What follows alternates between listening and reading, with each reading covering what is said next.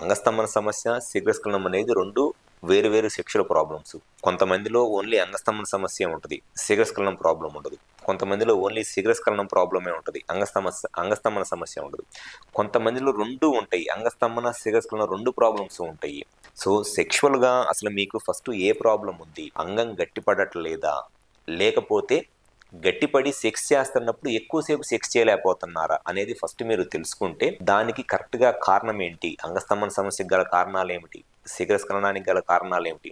లేదు 2 ప్రాబ్లమ్స్ గనక ఉంటే ఆ రెండిటికి గల కారణాలేమిటి అనేది మనం కరెక్ట్‌గా తెలుసుకొని, కారణానికి గనక ట్రీట్మెంట్ కరెక్ట్‌గా చేపించుకున్నట్లయితే గ్యారంటీగా సెక్స్‌లో అంగం గట్టిపడిద్ది. ఎక్కువసేపు కూడా సెక్స్ చేయవచ్చు. సో, ఇవన్నీ మీకు ఫస్ట్ అసలు సెక్షువల్‌గా ఏ ప్రాబ్లమ్ ఉంది? దానికి కారణం ఏంటి అనేది తెలుసుకొని, మీ ప్రాబ్లమ్‌ని కరెక్ట్‌గా మీకు సొల్యూషన్ కావాలి అనుకుంటే ఒకసారి మా హాస్పిటల్‌కి వచ్చి కన్సల్ట్ అవ్వండి. మాకు విజయవాడ, వైజాగ్, రాజమండ్రి, నెల్లూరు మరియు కర్నూలులో బ్రాంచెస్ ఉన్నాయి. ఈ 5 ప్లేసుల్లో ఎక్కడైనా సరే హాస్పిటల్‌కి వచ్చి కన్సల్ట్ అవ్వండి.